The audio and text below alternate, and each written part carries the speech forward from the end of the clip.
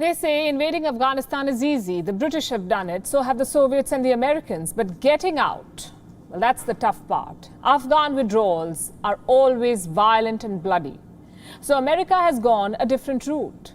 They're making a dash for it. Overnight, the US abandoned their biggest military base in Afghanistan, Bagram. For 20 years, it was the seat of American power in Afghanistan when US presidents wanted to feel like commanders-in-chief. This is where they came.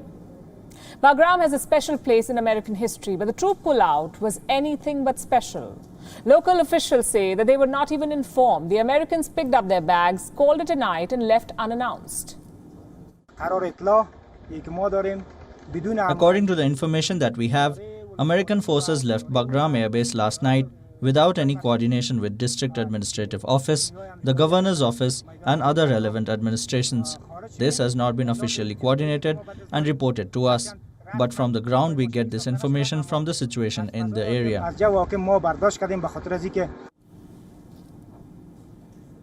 So who's in charge now? Bagram has been turned over to the Afghan military.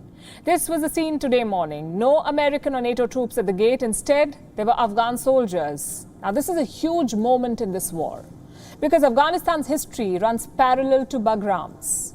In the 1980s, it was used by the Soviet troops. In the late 1990s, it was contested by the Taliban and the Northern Alliance. And in 2001, the NATO took over Bagram. What they found was a rundown compound destroyed by rocket attacks. Today, it is a sprawling mini-city.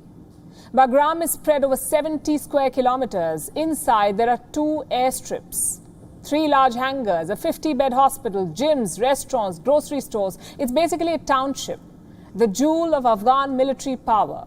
The question is, what happens to this jewel now? The Taliban will definitely be eyeing it. Capturing Bagram would be a win on 2 counts. 1, the symbolism of taking over a former American base. And 2, the strategic value of Bagram. It is a fortress just 40 kilometers north of Kabul. So chances are the Taliban will be drawing up plans. And the Americans seem to have foreseen this. In the last few weeks, they have been cleaning up the base. Some equipment was handed over to the Afghans. Some were taken back to America, and anything that was not on the plane was trashed. Why? So that it doesn't fall into the hands of the Taliban. And looking at where things are going, it was a good call. This last month, the month of June, was the deadliest in 2 decades, 20 years. The Afghan army says that they have killed 6,000 Taliban terrorists and evacuated 120 districts. This is all in 1 month. What about the other side? Reports show 638 servicemen and civilians were killed, plus 1,060 wounded. Looking at these numbers, you have to wonder, is this a looming civil war?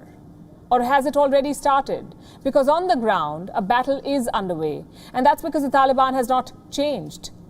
They don't care about democracy or peace. They want power.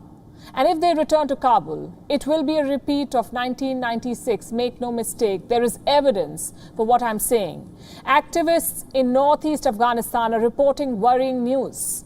They say the Taliban is imposing new laws. Men are being asked to grow beards. Women are not being allowed to leave their house unaccompanied. Dowry rules have been set for marriage. And they're insisting on trial without evidence. In fairness, these are not new rules. These are old ones, the same rules that the Taliban imposed the last time. For now, they're limited to certain pockets. But what if the Taliban overruns provinces? What if it reaches Kabul? All the gains made in the last 2 decades could be lost.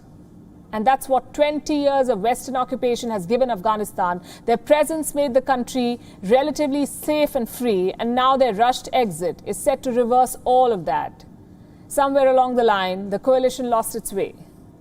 Let me tell you a story from December 2001. America flew in New York City firefighters and cops to the Bagram Air Base. It was a symbolic mission. They buried a piece of the World Trade Center below the Bagram airstrip. That was America's mission in Afghanistan, to find Osama bin Laden and to root out terrorism. 20 years later, they're leaving those same terrorists in charge. Their military campaign was a failure, and America tried to hide this failure by piling more troops. At its peak, you must listen to this, Bagram hosted 100,000 American soldiers. It featured in pop culture, in books and Hollywood movies. All that posturing and bravado only to flee in the middle of the night.